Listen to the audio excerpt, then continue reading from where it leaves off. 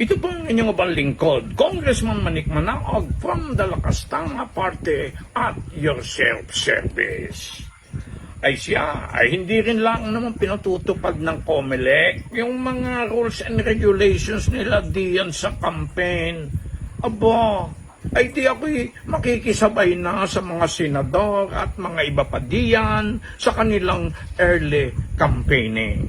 Aba, ay siya, gusto ko rin ako ang unang makipag-usap sa ating pinakabagong henerasyon, ang Gen B. Ayan, Gen B. Kumusta kayo diyan, Gen B?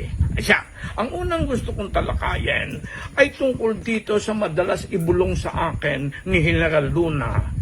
Ang sabi niya, ang problema ng Pilipino ay hindi naman komunismo. Hindi naman yan militarismo, hindi Amerikanismo, kundi tayo mismo. Ayan. Bakit ba nagkagayaan na utak alipin tayo? Ayan ang problema. Ay siya. Ayan ang mga una kong gustong sagutin dito sa ating talakayang ito. Palagay ko, ang walang dapat sising iba diyan, kundi ang mga Amerikano. Aba, ay sila nagturo sa atin na maganda daw yung democracy. It is a government of the people, for the people, and by the people. O yun, kadali nating natuto. Of the people, i-off mo ang tao. Huwag mo silang pakinggan. Off nga Para tapos, for the people.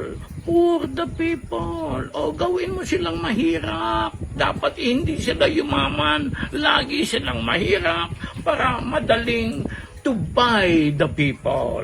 Bibilhin mo sila. Aba, ay poor sila ay dibilhin mo. Ayan ang democracy na natutuhan natin. Aba, ay kadali nating matuto dahil magaling magturo ang Amerikano. Ay siya, gayan po ang takbo ng ating kampanyang ito na early campaigning ng Lakas Tama Party. Bakit ba lakas tama? Aba, ang lakas ng tama namin para sa pagmamahal sa bayan. Ang lakas ng tama namin para sa tama. Ay siya, aalamin natin lahat ng mga problema at siyempre gagawin natin ng solusyon ang mga problema. Abangan ninyo ang ating radikal na plataforma ng Lakas Tama Party. Abangan, itutuloy.